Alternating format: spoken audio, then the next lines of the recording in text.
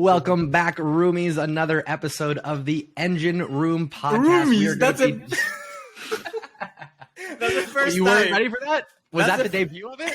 Yes, that's the debut of that. We have Okay, for those of you that didn't know, you're the roomies out there, listeners and viewers. You're the roomies.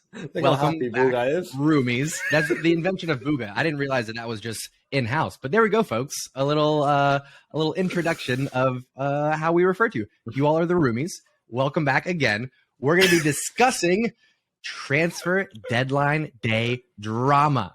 Had plenty of players changing clubs, has plenty near misses. So we'll talk about who moved, who didn't, the impact on the clubs, all that and more. I know we got some twisted takes in this episode as well. But before we get to that, Pablo, why don't you say hello to our roomies? Yes, hello. Sorry for the change of date on this week. It's my fault. I've had to postpone a few times actually in a row, so a bit hectic. But we're back. Boo this man. In terms of priorities, the engine room is dead last. Well, look, Monday I literally couldn't do because they changed my timetable at uni and I had to be in all day, 9 till fucking 6 in the evening, and then I had 6 aside. And then Tuesday I had to go to Melzil. What can I do? I didn't think I was gonna be out at 3 o'clock though, for a 7:45 kickoff, but there you go. But I'm happy to be back. And it worked quite well, I think, because I was a bit worried on Monday we weren't going to have anything to talk about. And now chaos has ensued, courtesy of Todd Bowley. So we're good to go. Yeah. We got a bad ass over here. Booga, was that an American accent I just heard? You sounded like you're from Texas. No, I tried to be, you know the guy who talks about about space, I think it is, like astrology or something like that. Brian Cox. History Channel. I don't know. Talking about Neil deGrasse Tyson? He's Afro-American. Yeah, that's Neil deGrasse Tyson. Okay, that guy. Neil deGrasse. Exactly. Let me see. Okay. Yeah, you were close. Yeah, that guy. Okay. My twisted take for today. Yeah. Should I start with that? First of all, start with your twisted take, and then apparently you have some other news for us as well. But let's start with the twisted take. He's got a pregnancy announcement after it. This is going to be good. If I ever get a girl pregnant, my life ends there. Doesn't wait to see the baby, just leaves. Yeah. Okay. Fantastic. My twisted take for today, guys, is that I feel people are talking about, which club has made the best transfer business this window. People are going to say Chelsea's because simply the sheer number of players they signed or whatnot. But I'm going to go with a club that has signed only one player and has sold another one. And I'm going to go with Manchester City. What the fuck? What? I'm going to go with Manchester City. Why do I say that? Because I feel that Manchester City, if there's one thing that I like about, and I'm not saying it just to get clicks or whatever. I feel that every club needs to change, needs to transition, needs to revolutionize their squad.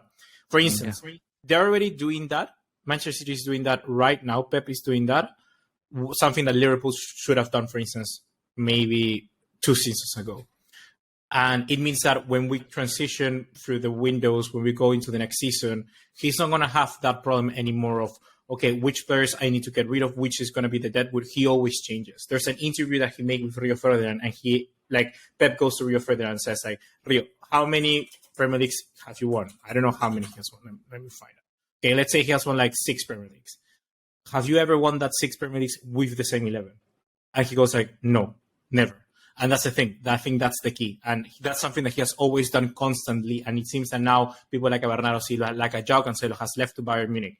That's okay. He's an amazing player. But are you telling me you cannot find another player? I feel you can find another player that can do that role. And that's the thing that what Pep Guardiola does in his teams. He always gets another player inside into that dressing room that can replicate at least the job or match that output that other players are giving you. And if you don't, you change, you fix, you improve. And that happens with transition for many clubs. Look at where Arsenal are now. Look where Barcelona are, for instance, now.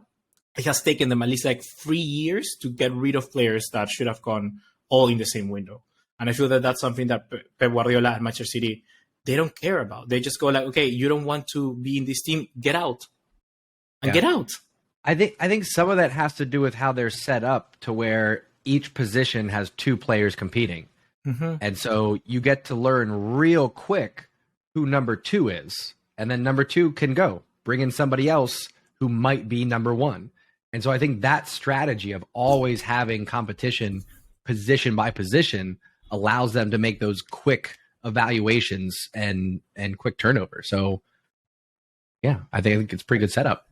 Who have City signed this window? The Argentinian man. The Argentinian man. Is he going to come straight into the team or what?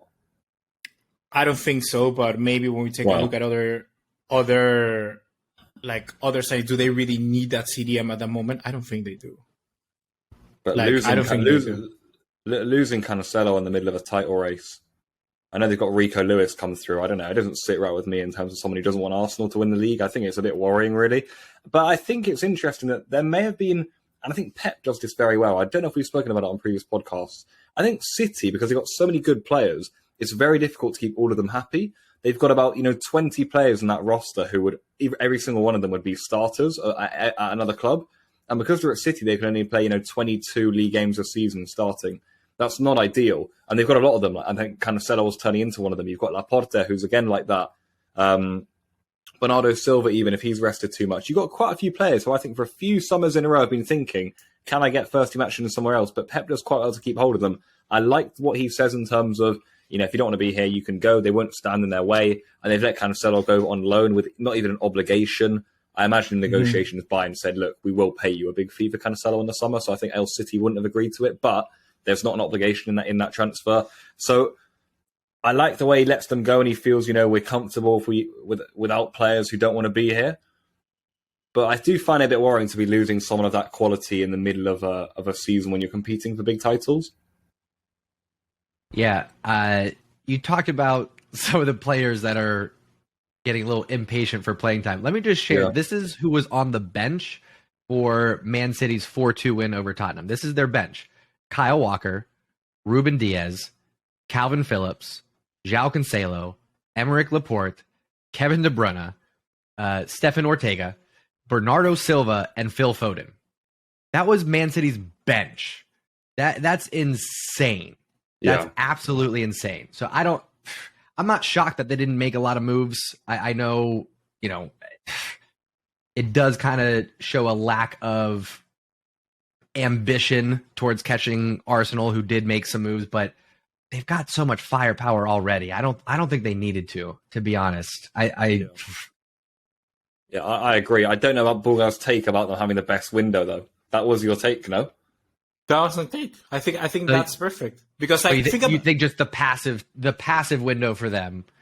I think it's perfect because imagine if he stays there, that simple player staying through the rest of the season could impact them in the summer transfer window or impact the dressing room, impact the way that they want to deal stuff. I mean, City will never be in that position because they got that money to be able to turn over quickly, but I think that imagine what the discussion that we're having right now wouldn't happen 5 years ago. We're so accustomed now to get a player, he's a flop, sell him for less money than you buy him. City is a club that they can buy a player for lesser money or at least a good amount of money, sell him for something similar. I think City is the only club that operates similarly, not in terms of the fees that they pay, but in terms of their strategy of one of the biggest clubs 6 years ago, like a Real Madrid, like a Barcelona. I think the clubs that were before the best now simply is they just pay whatever they want. And we're going to get into that discussion later with teams like Chelsea, right? But think about it. We are so accustomed to just seeing the money being splashed. Yeah. Well, sure. Things definitely did change. I remember when big January transfers were not really a thing. Mm-hmm. I think you're right. It's just been in the last few seasons that, and I don't know how much of it is because of fan bases getting impatient or if it's just I don't know. I don't know what is it's a market. Influencing it's the market. It has to be the market. For instance, I don't know about you guys. We're all Barca fans here, right? If I see Ferran Torres or Rafinha leave the next season or Kessie, I'm gonna be like, why? It hurts me, even though they're playing bad because seasons ago, every player had the opportunity at least 3 seasons to show what they're worth. The squad will develop into 2 seasons, 3 seasons, and now it's like, you just don't work for me. I'm gonna sell you. I'm gonna get somebody in. That's I'm just disgusted with that. Like, what has happened? You see other businesses, other industries. Do industries do that? No, they get John, you've worked more than me and Pablo. Like, they don't grab you, sack you the next day. Like, they don't. But you know where you do see it is in the dating world. When you're, yeah, dude. Think about it. Mm-hmm. Folks these days, as soon as a relationship gets rocky, as soon as there's some sort of challenge, it's like, oh, well, cut ties, ghost them. I'm not working with that. On to the next. But if you work with somebody, if you overcome some of those obstacles, right? Getting back to the players now, if you invest in the player, sometimes it's worth it, right? But I think what we're seeing is these clubs are quick to make those decisions because of the amount financially already invested. Exactly. So there's less patience. Like, I think that's what it is. As the dollar investment goes up, the patience for the personal investment goes down. Yeah, like 100%. I paid $100 million for you. Why are you not ready? Versus, hey, we only paid $20 million for him. Let's give him some time. Yeah. And there are plenty of players now that we can see that being like a reality. You take a look at Arsenal. Odegaard, when he arrived at Arsenal as a loan player. Then he didn't play the next season. Then he came back. I think, was it an option to buy as well? It's like, and now he's killing it. He's killing it. Like, you need to be able to withstand like that pressure to turn around, and that actually can make you a better player. If we take a look at the better players right now, they also have to overcome that somewhat. De Bruyne, take a look at that. Wolfsburg, that's where he developed, not at Chelsea. Kevin De Bruyne, a perfect example. Chelsea being too impatient, let him go, and now look at him at City. Now, some of that could be system, manager, players around him, all of that too. That factors into a player's success. You know, sometimes a player does need to change clubs to find their plateau, so to speak. Yeah. But we'll see. This does kind of lead into my twisted take, though. We're going for your take before Bulga's announcement. I was waiting to see Buga's reaction there. I don't know if Buga wants to share his reaction or announcement first, or if I should go forward with my twisted take. I mean, I can leave mine to the end. It doesn't have to. Oh, you're killing me. Buga's just going to dangle that carrot in front of us. It's not that wow, dude. I think I want to know honestly the mother of your child. No, I'm gonna leave it at the end. Okay. All right. We'll leave it then. A little teaser from Buga. All right. So my twisted take then, because we're talking about being impatient and moving players on. My twisted take is that Barcelona this summer, if Ferran Torres continues with the form that he's in, Barcelona should sell Ferran Torres and sign Asensio on the free. Because Asensio is essentially very similar profile, has been playing out of position for Real Madrid. He's being asked to play centrally. He's being asked to play on the right. He's a left winger. But ever since, 2019, I believe, Asensio started out the gates hot, picked up an injury, and then Vinny Jr. comes in, and he's never gotten his place back. So we sell Ferran Torres. We get whatever his market value is. It's probably somewhere around like 30, 35 million at that point, right? We take that, we bring in Asensio, who's 4 or 5 years older, but like I said, very similar profile, except for the fact that he is a natural left winger, where Ferran plays on the right. We just I don't think lost Asensio is a left winger. What's that? Asensio, for me, Asensio is not a left winger. Go back to 2018, 2019. Yeah, I think that is his best position, honestly. I think, Yeah, and so let me go deeper with that. Why is Asensio the right choice? He comes in for free. He's looking for that chance to be reborn. It will cause all sorts of drama between Barcelona and Real Madrid. Asensio has a leg up on anyone else that we could bring in because of his Spanish national team ties and that experience that he'll have already with Gavi, Pedri, and the likes. So it gives Barcelona a very similar player, granted a few years older, that allows us to balance the books a little bit. So my twisted take: Ferran out, Asensio in. What an interesting little shout. I do think Barca have a decision to make with Ferran. I'm always quite reluctant to sell Ferran. I don't know why. I just was a big fan of his. And I just thought he could be quite a big success at Barcelona. But it isn't working out. And I think if he keeps doing nothing from the wing, then, I mean, the decision will have to be made, really, unfortunately. Asensio is such an interesting one because I think he will leave Real Madrid for free in the summer. I don't think he'll renew. Going to Barcelona would wreak havoc. But it's actually something I could see happening. I think he would definitely be up for the move. I think Xavi would be up for the move. I think he's a player Xavi would like. You mentioned the national team. I think he would fit in quite well at Barcelona with the ties and whatnot. And back at left wing, I mean, I think I know what you're coming from, Bulgai, if I'm right in suggesting this, that you prefer Asensio maybe cutting inside onto his left foot and whipping it in, or even centrally, or like false nine where he played for Luis Enrique Spain in Qatar. But I mean, when Asensio first came onto the scene, he was playing left wing. And like at Espanyol as well beforehand. So is it an operation that would like fill me with a lot of like enthusiasm? I'm not sure. I think maybe even Dani Olmo could actually be a good buy, but again, that's a buy. It's not a free transfer just because you have a narrow left wing, a Dembele very far wide on the right. We've already seen Barcelona go with kind of that false left winger in previous weeks. So Olmo could kind of be that perfect hybrid. But Asensio, I just think is interesting because it honestly, if Barcelona want it to be, I think could be the first Barcelona Real Madrid transfer we see in a long time. I like Asensio. I think it's a move that could happen, like Paul is saying. I certainly do see it happening. Like if Barcelona really wanted to, they can push for Asensio. Asensio doesn't renew. He comes in, and I think Asensio would like to come here as well. And I think that it will kind of set the tides of like maybe Asensio goes like, Barca is going to be the club that's going to be dominating these next years. I could go to them or whatever.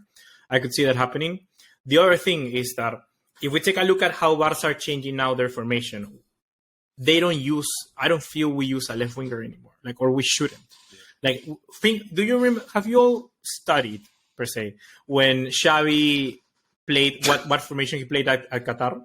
He used to be like 3 at the back, then two pivots, and then like a line of 4, and then a striker. The line of 4, we're seeing that sort of with Barcelona now. We see the back 3, Koundé, Christensen, Araujo. We see 2 pivots, Busquets, De Jong. Then we have Pedri and Gavi in front of them. And then we see Dembele he can eat the right-hand flank up whenever he wants, and Balde on the left side as well. Yeah. And you're right. We don't have that left wing. So I'm seeing more of these links to players like, for example, one player that I could love, and I would love to see at Barcelona, would be like Daichi Kamada. Free from Frankfurt, he could play in that position where Pedri and Gavi is. Because right now we don't have a player that could operate there. We have Pedri, Gavi, and Kessie can be that CDM or whatnot. And Rabat wanted, for instance, I thought it was more likely to bring in someone like Amrabat in this window because I would love to just have that ability to have those 2 double pivots. I think it could work. De Jong and Amrabat could work nicely. They have Gavi and Pedri together as well. Or even a player like... who also Barcelona were linked to? Oh, like someone like Pavard. I don't know why people say Pavard shouldn't come to Barcelona. People are saying he's old or what. I think it was you, John, who said like why people saying Pavard is old when he's 26. He's old, but we're not playing a right back anymore like Nelson Semedo or Roberto or Dani Alves. Yeah, we're playing a Koundé that is like he wants to come inside. And I think Juan Foyth and Pavard are potentially the best right back who could do that job. Similar to what a Koundé does. I get nervous. It's not what we want. It's not what we want, but it's what Xavi wants for this team. And at the end of the day, we all have, these managers have matices, I would say in Spanish. Like they have their layers added on top of this Cruyffism philosophy and whatnot. And I think Asensio, bringing it back to Asensio quickly, I don't know where he would fit into if we have this structure, you know? He's not the Dembele who can just run the flank. And he's not a left winger. He will be more like where Gavi and Pedri are playing, or be the center forward, like what he played with Luis Enrique. That's what I'm thinking. I don't know. I would see him ideally, hopefully, again, banking on other things working out, that he would be Ansu Fati's understudy. That it would be Ansu and Asensio on the left, Lewandowski and somebody, I don't know who, centrally at the number 9, Dembele, Rafinha on the right-hand side. I think that would be, you know, depending on who we get at striker, my preferred front 6. But again, it's a twisted take. right? You ask me again tomorrow, and I'll probably say, let's keep Ferran. Let's give Ferran another year. You know what I mean? But it could be, I think, an interesting move if you look at the two player profiles just between Ferran and Asensio. I think very similar outside of a few years difference in age. And from our perspective right now, we could sell one and make money, sign the other for free. Because I think that could be the priority. If all things are equal or close enough, and we have a chance to turn a quick profit, you know, we'll see. But back to Pavard, it makes me nervous, even if it's not a right wing back or a Dani Alves type role, because we are seeing that more coming from the left-hand side with Jordi Alba and Balde. You got to have the pace for me. Like Jules Koundé, even though he's not doing those overlapping runs, when we lose possession, if he's caught up field, he can get back. Someone like a Pavard, you're going to be asking Araujo to come over and cover. You're going to be asking Christensen to come over and cover. Or you're asking Busquets to pull himself from the midfield and come over and cover. And nobody wants that. Busquets needs to be playing football in a phone booth, not sideline to sideline. Yeah, I hear that. I get what Bulgar means about in terms of like when Barca were looking for that like Azpilicueta profile at right back, you kind of got Foyth and Pavard, who are sort of like younger versions of that, the centre back and right back hybrids, and that could work for what Xavi wants. So when it comes to right back situation in the summer, because Barcelona haven't signed, a good right back in so long now, or one that's worked, it's going to be again, them hunting to find it, and they may go for like a hybrid, just like a centre back sort of to try and fill that gap instead of trying to go find a natural one which hasn't worked. I'm going to go for another twisted quickly. Well, one thing first. If Joao Cancelo signs for Bayern Munich, why not go and put a bid in for Mazraoui? I think if there's one right back that I feel could fit Barcelona, has to be Mazraoui 100%. Like, of all the right backs that I see in the world currently, like apart from someone like a Joao Cancelo or an Alexander Arnold, I think Mazraoui is the one who's like, okay, this guy fits. Hakimi as well. It might be affordable too. Yeah, it might be affordable. And the other thing is that I would personally, if I'm thinking Balde, I'm going to be honest. At the start of the year, I said it in a video on my channel. Well, my channel, it looks like I haven't done anything with my channel in a while. But I'll put I said I wasn't sure whether Balde was going to rise to the levels he's playing right now. And he has, right? What has happened with the links of people like Grimaldo? Remember that we were linked to people like Gaia. I don't think we're gonna see that again. So what I would do, I would genuinely do it. And I want to ask your opinion, John. I would keep Serginho Dest, and I personally like Serginho Dest more as a left back. Why? Because I feel he can underlap, and that's what Balde really does good in this formation. He underlaps, and I would love to have just simply left back Balde, Serginho Dest, right back Koundé, Pavard. For me, that's more than good enough. I like the idea of Serginho Dest finding his way back to Barcelona. I agree with you that left back could be where he finds himself if he does put on a Blaugrana kit again. It's always, for me, been the defensive side of the ball. Serginho Dest he leaves too much space. When he's defending one-on-one, he's worried about getting beat, even though he typically has the pace to recover. He's worried about getting beat, so he leaves too much space, too much time for the players to whip in these crosses. So that's always been my biggest complaint. And he's not doing very well over in Milan, unfortunately. So he's doing terribly. Yeah, I was trying to be nice. Awful. They're struggling a bit now, the AC Milan in general. That's more Milan, yes. Yeah, so I'll say we'll see. I'm holding on to some optimism. Okay, I'm holding on to some optimism that Dest could come back, and I like what you're saying about him maybe finding his way to the left back position. All right, we also have to mention quickly, honorable mention, Gavi getting the 6. Yeah. That's nice. That's a good shout. That's a good shout. Awesome. We've been waiting for that for a while. I was thinking that was going to happen earlier on. I thought at least once the January transfer window opened. Like I was expecting like January 1, whenever it opened, that would be announced. Yeah, but Tebas said no. It's ridiculous. Barcelona have let go of Piqué's salary, Memphis's transfer fee and salary, and still don't have any margin to register Gavi. it does worry me a bit, La Liga financial fair play. I'm not going to lie to you. Yeah, it really doesn't. I don't understand why there's a man running the league who is so intent on hindering clubs from making signings. It doesn't you're right. Like what happened to signing Ronaldo and Kaká and Xabi Alonso, I think, if I'm not wrong, all in the same year. I might be getting that last one wrong. But what happened to those days? You know what I mean? Yeah. Like, well, it's not happening in Spain, but we are seeing lots of signings elsewhere. Let's start with maybe Todd Bowley's Chelsea with brand new faces. I don't know if I could even tell you everyone that they signed off the top of my head. Let's go to Pablo on this one, our Chelsea expert on the pod. What are you making of Chelsea's January transfers? Wait, Pablo, can I suggest a game quickly? Okay. Should we do we all try to name one Chelsea signing? Oh, and the first one who misses, lose. Yes. Does it have to be from January? Of course, my horse. Okay. Who starts? You cannot look on Google. Yeah, No, I would never look on Google. Okay, Pablo, you start. Enzo Fernandez.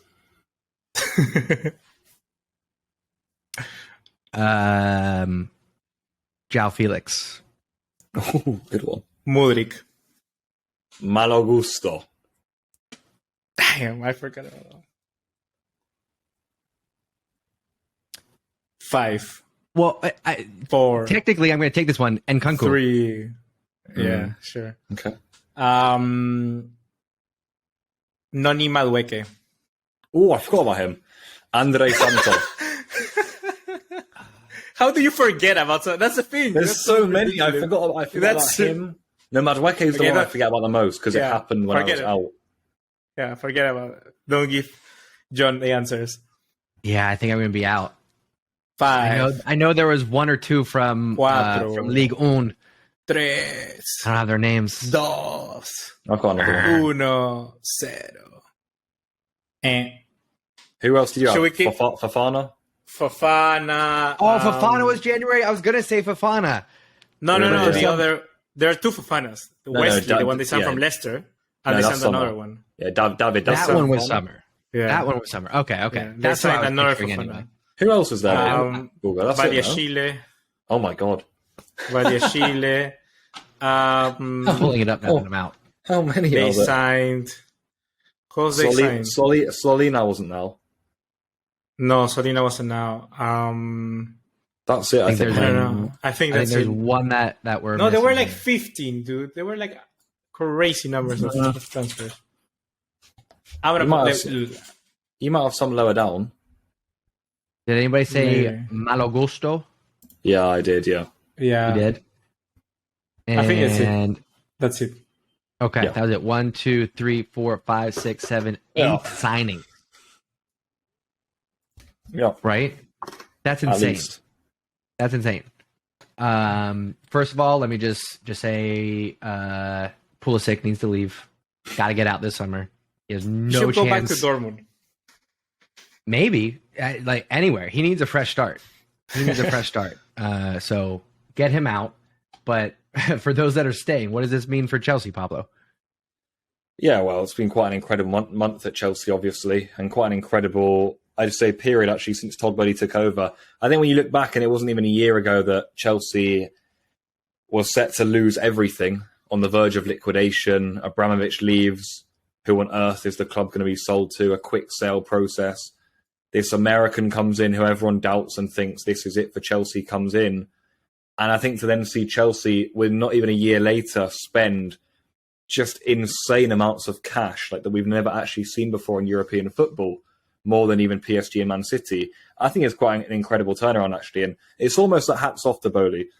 I think if he's splurged cash and it doesn't turn out, then this will be an error. But we've spoken about it before. The recruitment team he's put in place off the field, the data analysis team he's put in place off the field, the way him and Bedad Bali, his kind of number 2 co-owner, the way they negotiate is quite impressive. They seem strong in the market. They seem willing. They seem determined. And ultimately, they will want the best deal for Chelsea Football Club. What we've seen is quite an ambitious set of owners here. And that's got to be positive when you've got people who don't just come in, don't show their face, don't sign players in the market. They've seen things on working. They've seen they haven't liked things on and off the pitch, and they're changing a lot. Like I said, if this big splurging of cash of all these different profiles, if it doesn't work, which it could not, then people will point fingers and say, you didn't have a strategy there. But the hope is with all these people they've brought in off the pitch, at higher up, they will have a strategy. And ultimately what we've seen from Chelsea as a club, like I say, on the verge of liquidation, who everyone was joking for, I just saw a video from Arsenal Fan TV and Tottenham Fan TV linked up, and around March, April last year, they went around Stamford Bridge with pots and they were getting people to throw £1 coins in to donate to Chelsea. So when you look at that, and that Thomas Tuchel offered to drive the bus to Lille away in case we couldn't pay for the flights, to think that Chelsea now spend 100 million on a new player every 3 days is quite satisfying. So, you know, we've got the whole of the Premier League crying again, the whole of world football crying again, and some of it I see is fair enough. We may get onto that later in terms of the spending of the Premier League. But for Chelsea, I mean, the hope is that it's great and that it puts Chelsea very high up in world football again, because we like being there. And now let's just wait and see how all these signings go. Yeah. Buga, what do you think about what's going on? Are you excited for what Chelsea's doing? Is this too outlandish? What's your reaction? He's muted. He's muted. Buga's just mouthing words. Okay, there you go. I was gonna say. I remember back when Paulo, when you said the thing about the pot they put in the £1 coins.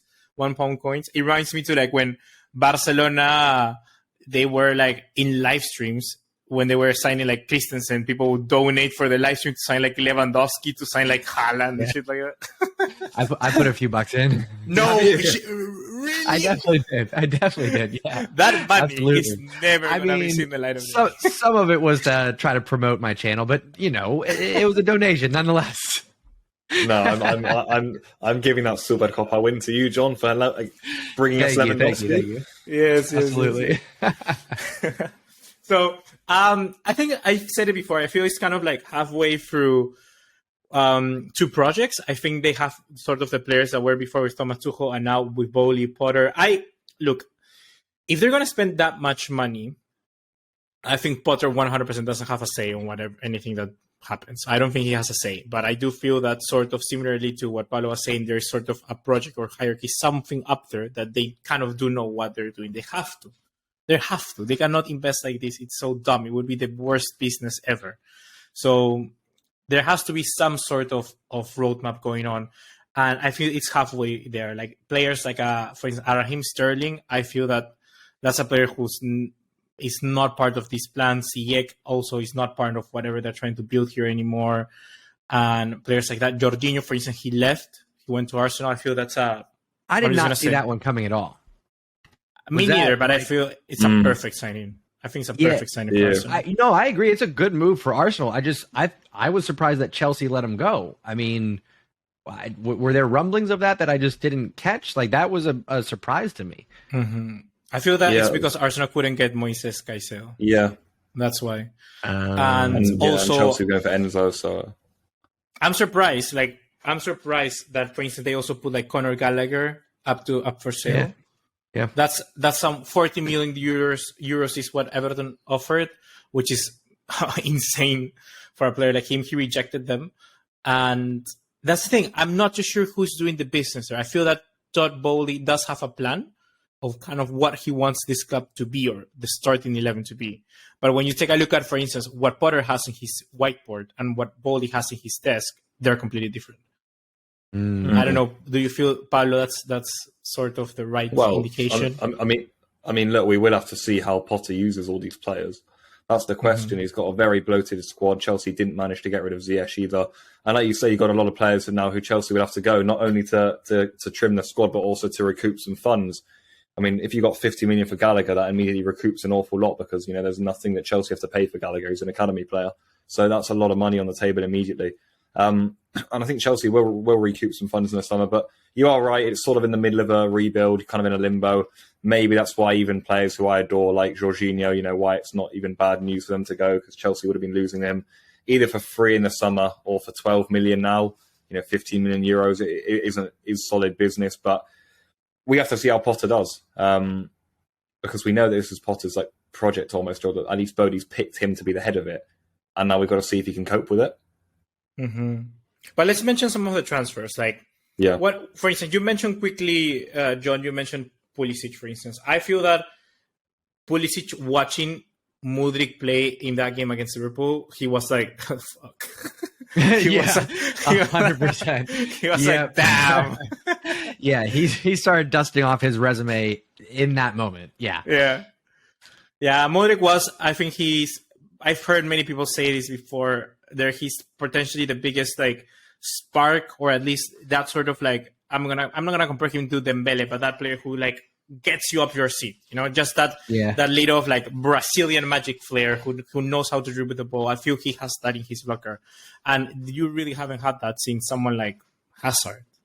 Yeah. So I feel he's gonna, no matter what, he's gonna have a sort of impact, because those sort of players, they tend to fit better with the team, with the fans. They like that a little bit more. So I feel he's gonna be a good signing. Likewise, Enzo Fernandez. That's the one. I'm in love with Enzo Fernandez. I love Enzo Fernandez. I love this guy. I honestly, if I see that guy in a party, I would chat him up. I was going to say you're going to kiss him on the mouth. That's where I thought you were going with it. I was going to say that. I was trying to insinuate that. Right on the mouth. I was going to insinuate that, but I didn't have the balls to say it on. Okay, that wasn't your announcement. No, that wasn't my announcement. Yeah, that's okay. Everybody, you're free to just be you. You know what I mean? Safe place. If you want to kiss Enzo Fernandez, you can kiss Enzo. Yeah, you want to kiss Enzo? You kiss Enzo. You kiss him on the mouth if you want to. Where does he play? Where is he going to play? Yeah, I think Chelsea will end up doing a double pivot. Yeah, I don't think it'll be that much of an issue where Enzo plays. I think he'll play for sure. Chelsea have been starting, like Gallagher or Zakaria in midfield for months now under Potter. I think he goes straight in. Him, Jorginho's gone now. Kante's never fit. Him next to Kovacic, who's also always injured. Next to Mount, and I think he'll get plenty of. I'm scared for Enzo Fernandez. You know who would have been nice to play next to is Jorginho. Yeah. I feel like honestly. I know, yeah. Because I feel like for instance, you tell me Mount playing as I just don't feel he's a complete midfielder to play in the middle of the park with three others. No, he shouldn't be playing. He's not an interior. He's not saying. I think he can play as an 8. As an 8, yes. I don't really like him as a 10. No, I mean, yeah. I would say as a 10. I prefer him as a 10. Or as a right winger, or sort of right-sided midfielder. I think Chelsea should play Kovacic, Enzo Fernandez. Yeah. But then again, I don't feel you have a pivot, a proper defensive pivot. You don't have that, and that's where you're going to be lacking. They still need Declan Rice in the summer, who obviously is now going to be close to Arsenal with Caicedo. But we see, and then further forward, you've got kind of Felix. You'd think Felix, Mudryk, and Madueke maybe. And then Havertz up front, maybe. I don't know. I'm surprised that Havertz has stuck around and continued to play in the number 9 position, because that's not where he prefers to play. Am I right? I know it's been some time now, and he's certainly adapted. But I'm surprised that he hasn't looked for somewhere that's going to put him where he wants to be playing. Yeah, I think you're right. He has scored a few goals for Chelsea. He's kind of the guy we look to for goals. He doesn't really get many, but neither do we. Even looking at when we beat Crystal Palace 1-0, he got the goal against Liverpool, the 0-0. He got the goal that was disallowed just for offside. So he's kind of the guy Chelsea look for goals, and he probably will be for the remainder of the season, whilst there isn't a striker. But I think you're right, John. It's not his favoured role. I don't think Havertz wants to be the last man on the defence, having to pin up centre backs. I know Bayern Munich are always quite interested in him, but they'd want to play him in the 10, and they've got Musiala, so they just ruled off that move completely. So I'm not sure what Havertz does. I think he'll stay, to be honest. I like Havertz. I think he's a sort of player that has lived just because of that goal in the Champions League final. He has lived longer because of that reason. It's true. At Chelsea, in a Chelsea shirt. I would play I feel Enzo Fernandez next to Kovacic. Very attacking, I would play Kovacic, Enzo Fernandez. And then I go Mount, Havertz. and then like João Felix off the left or Mudryk, and then I will put the back three. What? Because for instance, I still don't understand why is Koulibaly injured or whatnot? Because people are like in their best Chelsea 11s, they go like Chile on top of Koulibaly, and I go like, did you forget that this guy is like amazing? No, we didn't. He's not amazing. But he is. You just have to give him time to. That's what I'm saying. Players like they need time to adapt. They need time to. Pablo says he's had 6 months. He's out. Yeah, Chile has been class. To be fair, he looks really good, very good young centre back, slick on the ball, big presence. I think he'll be next to Thiago Silva. And if we want to go to a back three, but Chile on the left, Thiago Silva in the middle, and then Fofana on the right. So the truth is, Chelsea, we're listing all these players. None of these blokes play for us. None of these lads actually play for us because they're injured all the bloody time. So we're talking about players here: Fofana, Kante, Kovacic, James, Chilwell, even the three up front we've mentioned, like Felix, Madueke, and Mudryk. None of these lads have played. The only person that actually plays in the ideal starting lineup for Chelsea is Thiago Silva. So, like we said on last podcast, for Chelsea to actually get up the table, that has to change. And now they've got the signings to do it. And well, it's going to be quite interesting to see how they bed in because it is kind of like quite career mode-y in the way that there's, you've got almost like 6 new signings in a starting lineup, like Chile, Enzo Fernandez, and then like a new front four. So it's quite crazy. All right, let's talk Sabitzer to United. Yeah, this was another deadline day transfer. I was a little bit surprised by this one, but it makes sense because of the Eriksen injury, I think. Yes. What's your guys' reaction? Maybe Booga take this one first on Sabitzer to United. Is this going to have any kind of impact? I think he's gonna slot right in. Like I feel it's perfect. It's a sort of signing like that's the sort of signing you want in a January transfer window. Like you get somebody injured, Eriksen is a starter for you. Bang, get somebody who can not replicate the job, but he's gonna be like a stopgap. And I feel he's a good player for exactly that position. That's what I think it's one of the best also signings in the window. I really do think that because he's gonna fit right to Ten Hag. Ten Hag is gonna know how to get the best out of him, and I don't feel there's too much debate. Just get a player who's not playing at Bayern Munich, put him in Bayern Munich. I think it's gonna be a good move. Okay, Pablo, what do you think? Sabitzer does strike me a bit as like the sort of player that you get because like you think he's quite high rated by other people. Kind of like a bit like what Chelsea did with Zakaria almost. I know Zakaria's actually turned out quite good and Sabitzer could turn out good. But I don't know how good he's actually been for Bayern or how much football he's actually played. However, it is the sort of move that I think in the past Man U would not make good or wouldn't come good at Manchester United. But I think now under Erik Ten Hag, it probably will come good. He's been that sort of guy at Man U so far, Ten Hag, where he is making players better. So I'm actually expecting Sabitzer to come in and have some mild success. And like you say, John, with the Eriksen injury, it is necessary. I think Eriksen is out till April, if I read that correctly. So Sabitzer will need to come in and help out in midfield because they'll be lacking that sort of profile. This is not a move they make if Eriksen doesn't get injured. Yeah. Let's be honest. Yeah, it's very last minute. You're probably right about that. Because there's not... Yeah, you're probably right. Because if you look at the profile that they're looking for, Erik's been playing in a a dual pivot with Casemiro, with players like, I know it rotates, but Anthony, Fernandez, Rashford kind of has attacking mids in front of them. So you need somebody who can play box to box, but has more of that attacking eye. Somebody that can push the ball forward, break the lines with their passing, and then Casemiro does more of that defensive effort. So if you're looking for players with that specific profile, you do have some limited options there. So I would say very good business for United to find Sabitzer and get him at what I thought was a pretty good deal. Mm-hmm. Should we jump to Arsenal? Go for it. Because I want to know if, Pablo, do you feel that Trossard, Kivior, and Jorginho is enough for them to win now the Premier League? Well, yeah. I think without them, they would be enough, though, because I just think they've got the league. But, I mean, I've spoken to a few Arsenal fans about the Jorginho move so far. Like an Arsenal fan at the game last night was asking me about him, actually. And when you ask me about Jorginho, I'm always going to give you good things. But I got to say, if you ask a lot of the Chelsea fan base, they'll give you very bad things. So he is that sort of player, Jorginho. He splits opinion. In my opinion, though, and I think this should be the opinion of most people, I think he's been class. I think he's been really good for Chelsea. Very tactically smart player, performs in big moments, won big titles. He's a leader, he's a character, great in the dressing room. Like I said, true winner. And I don't see any reason why he wouldn't be good at Arsenal. He suits the sort of football Arteta likes to play. He's going to be in there in midfield next to Partey or Xhaka, cutting up play, distributing the ball. They're going to have possession, Arsenal.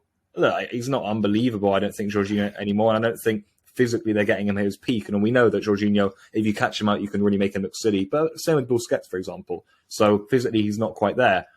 But I think he'll be very good for Arsenal. I don't see any reason why he wouldn't. And I know it's because Arsenal have been hearing Rice and Caicedo 80 million, and then it feels like they kind of get Chelsea reject, whilst Chelsea get 120 million on the young player of the tournament at the World Cup. And I know that's why the narrative is kind of shifted on Jorginho. But I think it's quite savvy business by Arsenal. And, you guys know my thoughts on Jorginho. I highly, highly rate him. I think retaining the ball, he's going to be amazing for Arsenal. And that's exactly the one job he's going to be coming in to do. Like, he won't displace Xhaka. He won't displace Partey. But whenever you have the game where you need to, take Xhaka out, bring someone who's going to help you keep possession, that's exactly what Jorginho does best. Yes. So I think he's walking from 10th in the league to winning a Premier League again. So I don't know. I think he's that's a no-brainer for him. If Arsenal come calling, I'm Jorginho, I go like, hell yeah, of course I go. 100%. 100%. You guys mentioned it completely. I think, Paulo, what you said about Jorginho's only weakness maybe being the mobility, the athleticism. Yeah. But you look at Arsenal's midfield, and it is by no means reliant on that. None of those guys are your fastest, your most athletic guys. So Jorginho walking into a club that has a style of play suited for him. So I think good business on both sides. And Buga, like you said, he's going from 10th up to 1st. So congratulations to Jorginho. Nice little glow up for Jorginho there. I also think Trossard is a very smart signing. Like, who were they going before? They were going for Mudryk, right? I think Trossard is just someone who's going to be like, bang, right from the get-go. First day, he's going to be also giving you precisely what you need. He's not going to displace Martinelli or whatnot, but he's going to come in, he's going to do a job. I'll give you a twisted take. Trossard will get more goals and assists for Arsenal in this second half of the season than Mudryk will for Chelsea. Yeah, I could see that happening. I honestly could see that happening as well. Yeah. All right. I highly rate Trossard. Yeah. I mean, he was doing big things at Brighton, and now he's got more firepower around him to distract the defense.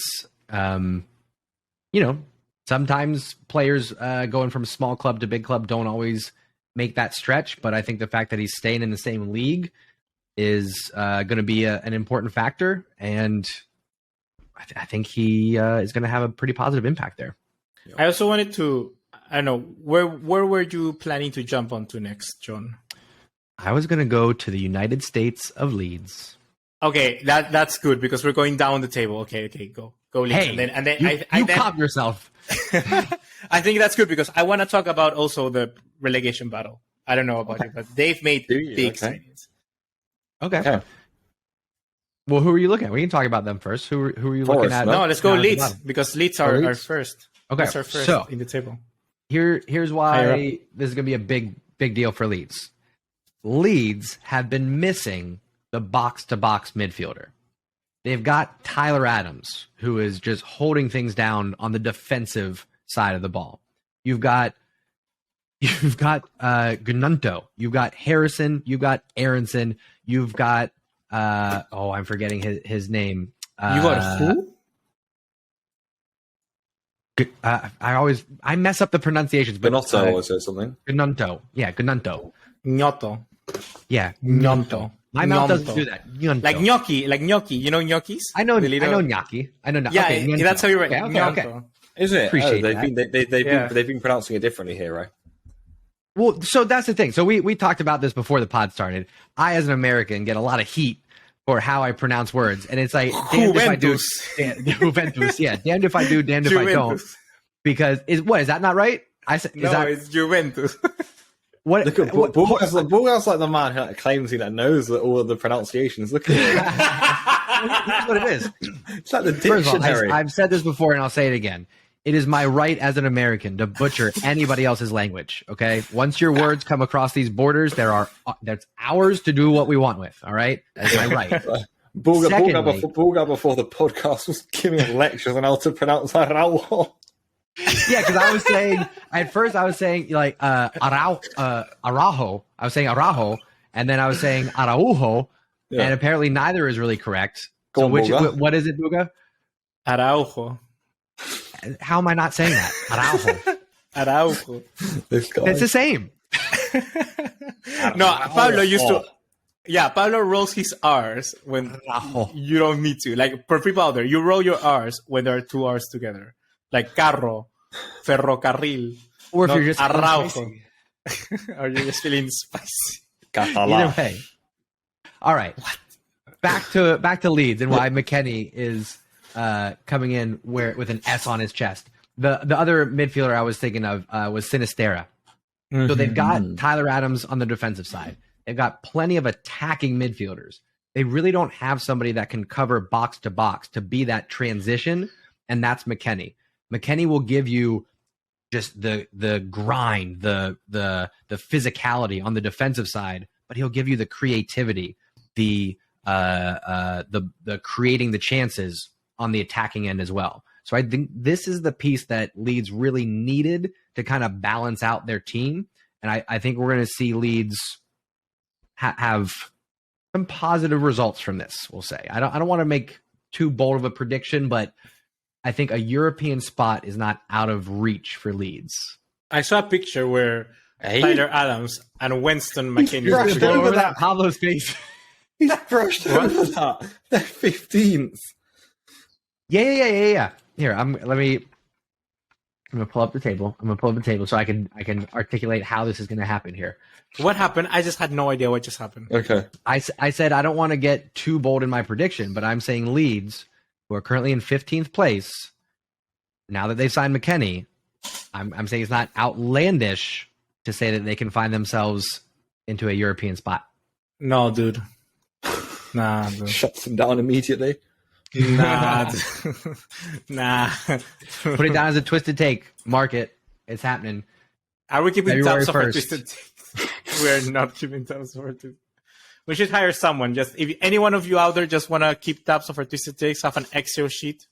Surely we have appreciate some that. super fan that has started a spreadsheet on our twisted takes. Maybe. Surely that's out there. Somebody's doing that for us. One of the roomies has taken on that The responsibility. roomies. The idea of the roomies was because we are in we all share the engine room. You know, that's what I thought when I made it up. Like we're roommates. Give me an I explanation. think they get it, Buga. I don't think anybody's been wondering for the last 45 minutes why we start our calling them the roomies. Okay. Man. All right, Leeds getting to a European spot might be a bit much, but I'm holding on to what I said. I think it's going to be big things for Leeds. Oh. I like what Leeds are doing. I honestly do think that. I feel the only thing that perhaps kind of knocks them a little bit down, I think Jesse Marsh is a little bit too naive. That's it. Yeah. I feel that Leeds are a little bit too naive when they attack. Very similar to what USA did in the World Cup. They're just that was stupid. you know what I mean? We talked about it. Like just a little bit too naive. Just needs to be a little bit more pragmatic to try and seal the deal in certain instances. And I think once they do that, they have honestly a good squad. They got good players. I think they probably should be a bit higher up the table. Actually, Leeds. They've got very good players. Yeah, they've really struggled to hold on to Leeds. Yeah. No pun intended. Wasn't McKennie going to Leeds for me also is sort of I mentioned it here before. Like he should have like a Liverpool, I think Liverpool should have sniffed this player up. Like, really? Yeah. Liverpool, Chelsea. Imagine Enzo Fernandez playing next to McKennie. That would have been a perfect. That makes sense. I feel they just need McKennie is such a unique sort of player that I feel is precisely what many teams always lack, which is like this box to box engine sort of player that can just be there an extra man defending or an extra man in attack. Yeah. All right. So what were you looking at further down the table, Buga? I was looking down. First of all, Everton. They lost their best player, to 40 million euros, 45 to. He cost the same amount than Robert Lewandowski to Barcelona. That just tells you the power of the Premier League. Yes. I think Gordon is going to be a good signing for Newcastle. I honestly do rate that. I do think that. But I wanted to talk about two clubs, and then I don't know if pull up in Transfer Market or whatever, pull them up. First of all, I wanted to talk about Southampton, and Bournemouth. They're two clubs close to my heart because I used to watch them when I was in uni, right? I used to watch Bournemouth, and Southampton was the derby. And I feel they've made good signings. Like, I hope one of them stays up. I hope Bournemouth does over Southampton. I hope. Are they higher in the table? Let me check. Yes. So Bournemouth is 18th with 17 points. Everton with 15 points, and then Southampton in dead last with 15 points. Yeah, like Everton, they haven't done enough business to stay in the Premier League. But I think Bournemouth, for instance, they signed James Junior Traoré from Sassuolo. He's an attacking midfielder from Sassuolo Riseta. They brought in Matias Viña, Uruguayan, who played in the World Cup. Yes. He's a good left back. He used to play at Roma.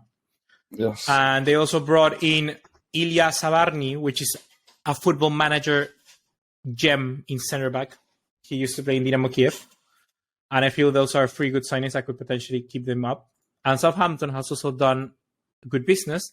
They brought in, where is this guy? They brought in Carlos Alcaraz from Racing Club. He was very good touted as a midfielder here in Argentina, in South America. They brought in Kamaldeen Sulemana, Ghanaian player, winger from Rennes. He's a very good talent. Mislav Orsic, of course. And they brought in Paul, I don't know how to pronounce his last name, Onuachu from Genk, a striker from Nigeria, starter for Nigeria in the qualifiers. Like, I think those are good signings. Just, I act like I know what I'm talking about. I don't. Yeah. But it's like, they're just signing players and they show intent. And that's the one thing that I feel that someone like an Everton, West Ham, they haven't done. Forest are also signing a lot of players. Have Forest got Keylor Navas, by the way? Yeah. They got Navas, they got Jonjo Shelvey. They got Felipe from Atleti. Yeah. I didn't miss that one. Absolutely unbelievable what Forest are doing. I don't know if it'll work, though, but let's see. They've signed, like, Forest have signed more than Chelsea. I think they've signed 25 or 26 players since they got into the Premier League. So they've literally signed a whole new squad. I know what you mean about Everton. I think what Everton have done is they've made the best signing of everyone, and that's Sean Dyche's manager. No, that's someone who's going to get in there, rigid system. Yeah. I think this will keep them in the Premier League. Gordon is not going to be there, painting his nails on left mid anymore, so he can go. And they've got you.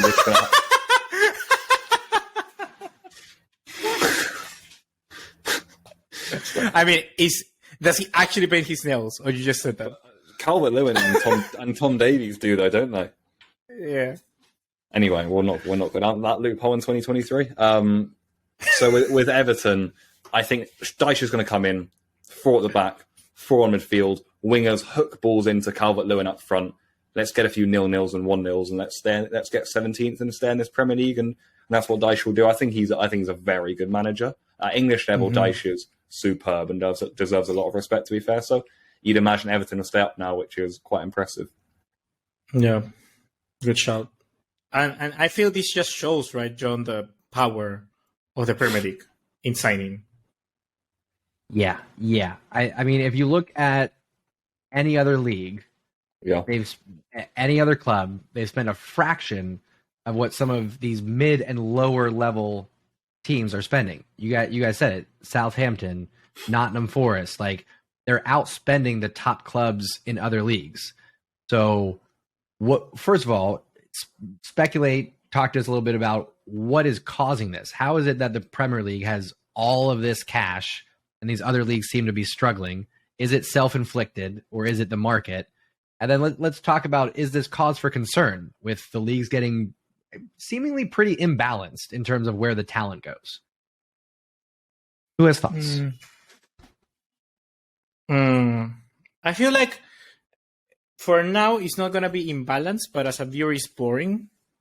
It's boring because you never get to see the stories of like a good squad. For instance, right now, Real Sociedad in La Liga, they're doing very good, right?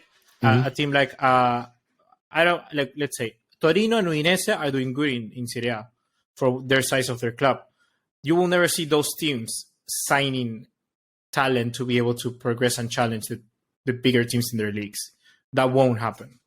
And the problem is that the rich keep getting richer in the Premier League, and these clubs like Southampton and Bournemouth will never compete for a Premier League or will never compete for European spots. But perhaps if this talent that went to these clubs went to a Udinese, went to a Torino, those clubs could have competed. I feel just simply Chelsea, Liverpool, the big seven, because I'm including Newcastle now, they're just way further up in the pecking order, and there's no margin for them to compete. So the smaller clubs in Premier League are trying to reach that level, but in the meantime, these players could go to other clubs in like a La Liga, could go to a Torino, like I say in Serie A, and they could potentially be challenging for bigger things. And it's just this disparity about the players who want money, the opportunity opportunity to get richer is not a bad thing. It's not a bad thing to get more money. Like if it's not bad. It's not that I'm saying these people are gold diggers or whatnot, but it's just what your priority lies. If you get the opportunity to challenge for perhaps a cup somewhere else, you are guaranteed more money elsewhere. So you go there, right? Yeah. I'm looking up some stats on like TV rights for leagues, because some of that I think comes into it. Like I don't know how accurate this is. I'm just looking on Wikipedia here, but Premier League value per season, 1.6 billion. Am I reading that right? 1.6 billion with a B. Yeah. The next closest is Bundesliga, which is 1.1 billion. But here's the thing, folks. That's a $500 million difference, which doesn't sound like a lot. It is an astronomical amount. When you go from millions to billions, it's insane. So like our brains right now are seeing those two numbers, 1.6 and 1.1, and thinking that they're close. They're not really that close. Yeah. So right off the bat, the league itself has a lot more money to play with. And correct me if I'm wrong, that gets divided up amongst the teams, right? Yeah. So when the league does well, everybody in that league gets some of that trickle down. What's after Bundesliga? After Bundesliga, you have La Liga at just under $1 billion, 990 million per season. Serie A just over 900 million, and then it drops dramatically. League One is 500 million. Major League Soccer, 250 million, and then it goes down from there. So the problem with like a La Liga is that they only Barcelona and Real Madrid and Atletico somewhat. They're the only teams that bring out viewership from around the world. Yes, that's the problem. Dude, that's the issue. I love Barcelona more than any other club, but I watch way more Premier League. Me too. Me too. I watch way more Premier League than La Liga. Like I don't watch. I want to be honest, I don't watch like an Osasuna versus Getafe. But if I see Newcastle versus, I watched Newcastle versus Southampton in the FA Cup yesterday. Yeah. I watched it. You know, give me Bournemouth versus Everton. Yeah, I'll watch that. Yeah. I don't know. That. Sorry, go ahead, Pablo. Yeah, no, you go. That does come into it. The fact that's one point. This is what English fans will say that our league is just better. There's just more appeal. Full stop. Which is true in some points. Yeah, okay. It may be the best league in the world or one of the best leagues in the world. I think money is also, of course, a huge thing with the TV rights deals, like you were saying there, John. I don't know how big of a role it plays, but I imagine it plays quite a big one. You got in terms of how strict financial fair play is in each country. We know in Italy and Spain, they're essentially self-sabotaging right now. Like we know Spain are with Javier Tebas at the top of it. It's just like you were saying, John, hindering his own clubs.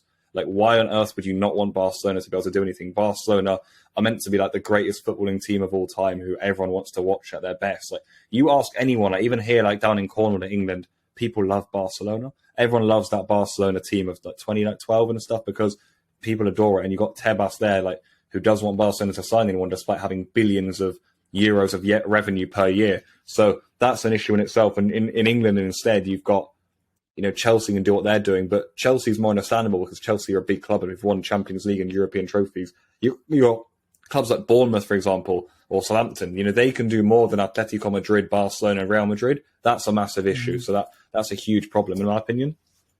Yeah. Look. For instance, one example.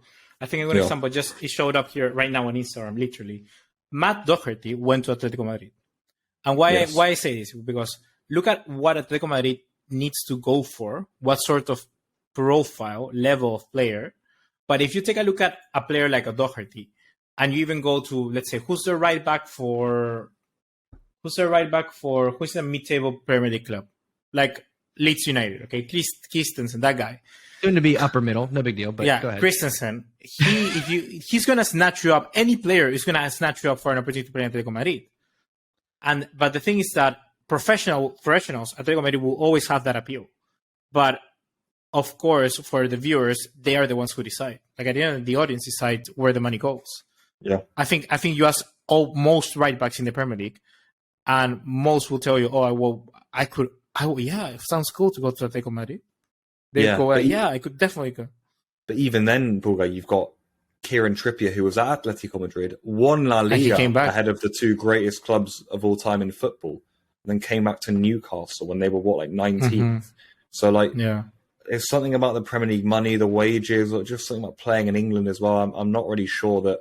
I think the money has to be the money. Yeah, I think Barcelona and Real Madrid will always be fine. I have to say, you've got players like Lewandowski, even Erling Haaland now at Man City. Haaland's dream will always be to play at Real Madrid or Barcelona, probably Real Madrid. Yeah. Same with Kylian Mbappe. So that will always remain at least in terms of the greats. But we're getting an English league now that is getting so strong. By the way, the lower down you get, you've got teams on 15th and 19th who are signing players who I think if we saw a top 4 La Liga club sign, we'd go, ooh. Like, imagine we saw Villarreal sign Keylor Navas or Felipe or this Sulemana guy on the wing from Rennes who's quite highly rated. If we saw these guys sign for like an Atletico, Villarreal, Real Sociedad, we'd be thinking, ooh, what a good addition that is. So that's what's quite worrying when you've got clubs who are actually going to be relegated this season signing like Champions League players is quite incredible. Yeah, I wonder. Take a look at the managers. Go ahead, Buga. Yeah. Like, go ahead of the managers. Like Aston Villa has Unai. Yes. Yeah. I know. That's wild. It's absolutely wild. I think it does. Yeah, there's just once you have more money to play with, you have more money to offer folks. At the end of the day, these are professionals. You know, like I know that people have aspirations. Oh, I want to play for Barca. I want to play for Real Madrid. And some of these players will have the luxury of being like, I've made my big money. Let me go and, do this just for me or whatever. And it's not like you're going to be poor if you go and play for Barcelona. It's not what we're saying. But if you're going to get X amount more and play in Premier League, that's what folks are going to do, you know? So it is good, I think, for the league. I just think other leagues have to catch up. I don't think Premier League has to like do anything different in terms of like limiting themselves to be competitive with other leagues. I think that would be the wrong way to look at it. I think other leagues just need to catch up. Yeah. Figure it out. Catch up, you say. Catch up. Catch up. Like MLS, they can. This is your time. Like they can. Like, look. I mean, completely honest. By the time me and Paulo are 80, John will be like 100. Imagine. I feel MLS will be closer to like maybe money-wise in terms of like Premier League than I don't know, like a Portuguese league. Yeah. Even though the Portuguese like the better clubs. It comes down to potential. Like MLS could blow up at any point in time, right? America is still a new market in terms of football.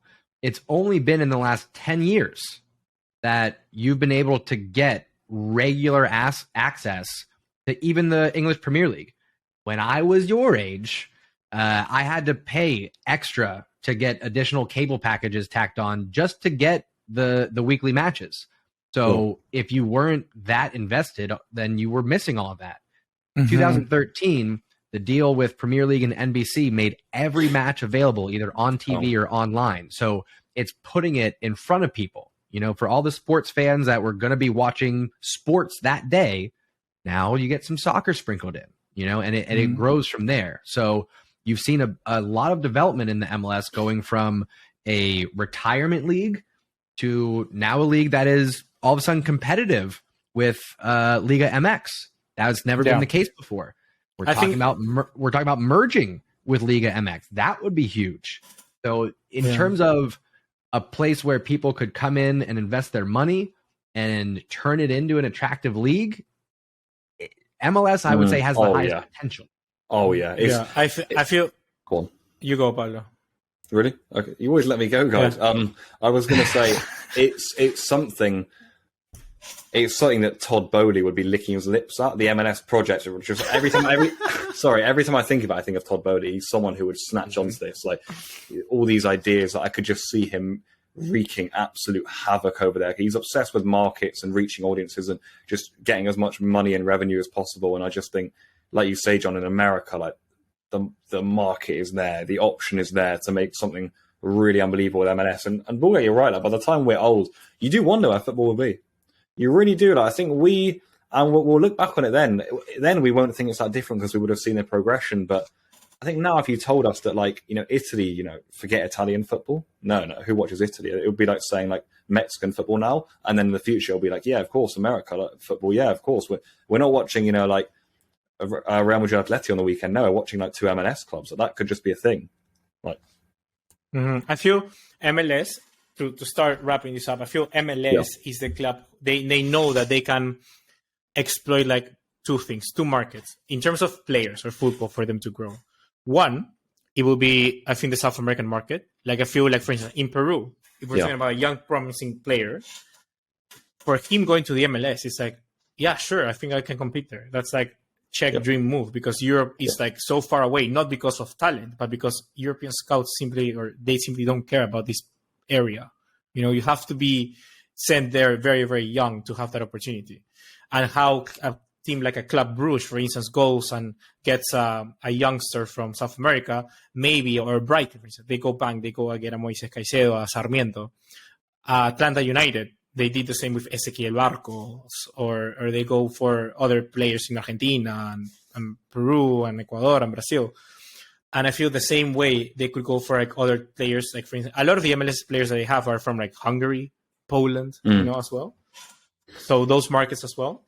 Yeah. And I feel that could elevate them. And I really hope to see in this Club World Cup, like Real Madrid versus Seattle Sounders. Like, I want to see that in terms of like, I want to see where they're at in terms of level. Yeah. Like, because last time around, Bayern Munich played against, I think it was Club America, or who, I don't know, or Tigres? It was Tigres. Yeah. It was last time around, I'll have you know, was Chelsea, my friend, were in it in 2022.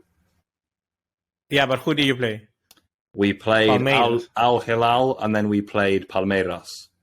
Yeah, like I want to see more of like Palmeiras versus a European club. I want to see more of like. I don't. It was one of the most traumatic experiences of the year.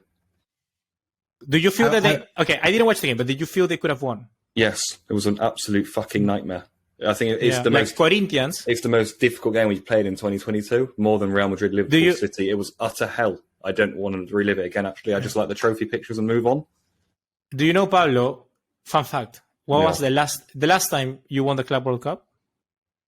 Well, that's the first time, because in 2013 we lost it to Corinthians. And you know who scored the goal?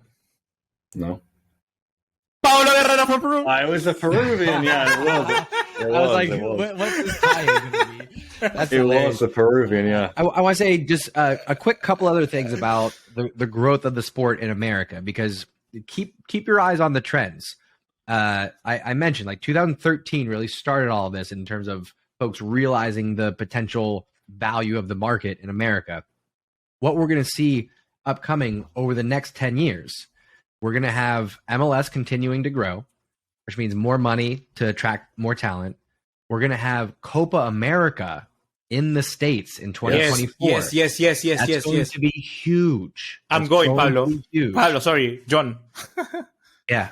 It's going to be a the CONCACAF teams are going to qualify through Nations League, so that automatically makes that matter.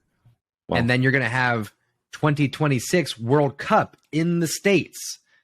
So we're talking in the next 4 or 5 years, there could be a dramatic uptick in terms of the quality that we're bringing and seeing in the MLS.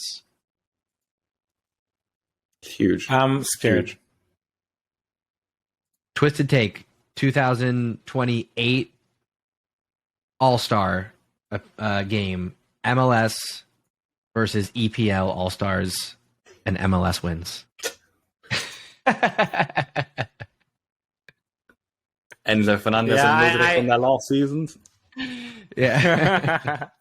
No, but yeah, I think that's a good place to wrap it up, because like when we talk about transfer windows and that, for instance, I feel we take a look at how it evolves in FFP and all of that. Yeah. They cannot realistically keep that much longer. like the Super League and that, that It's will coming. eventually happen. Yes. It's coming. It's gonna happen. Like it's gonna happen. It's gonna be like would I want to see that? No, but would I mind it? I honestly wouldn't mind it that much. I wouldn't mind it that much. It depends on what they do with it. I don't like the idea of replacing domestic leagues or I don't want watering that down the significance of the domestic leagues. I don't like that. But I'm also for doing something to disrupt the gap that we're seeing between Premier League and La Liga and Serie A. So I don't know. Yeah. I want to see good football. That's it. Give me good football. Make it matter. That's it. Put a trophy on the line and give me some good players wearing the same jerseys. That's all I care about. Maybe by the how we have UEFA coefficients. Like maybe depending on the coefficients, that's how much money that league gets from the Super League. Some shit like that. Yeah, work it out, folks. Work it out. Work it out. Give me more quality football. All right. I have no idea how long we've been recording for. I think it's at least an hour. It's been a while. This is a long podcast. It's hour 15. Thanks to everyone who has stuck with us through this episode, the rants and all. We appreciate everyone tuning in weekly. We will be back again next week, regular time, regular recording day, Monday.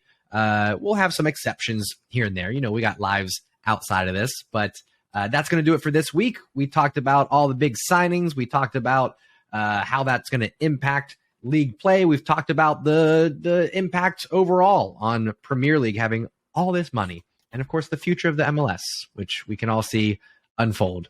That's going to do it. Pablo, Buga, any final words to sign off? Nope. Nothing. Thank you for listening for so long. Wait. Real quick, Buga. Oh my god. Buga. Yeah. You had a thing, an announcement, a something. Dude, this is, I don't want to say it anymore because you think it's amazing. You think it's amazing, but it's just like a piece of shit announcement. Is it a boy or a girl? No, it's It's 2023. It's a thing. It's a thing. It's Creature, nothing. the being. No, it's nothing. It's honestly like nothing. I just wanted to share, like, for you two guys, I was gonna share, like, you need to watch this TV show. That was gonna be it. Oh my days. Buga, you're hilarious. We're signing off. We'll talk about that after the pod. Roomies, thank you so much for listening. We'll catch you next week on The Engine Room. Catch us on YouTube. Catch us on Spotify. Thanks so much for listening. Ciao. Bye. The Last of Us, that's the show.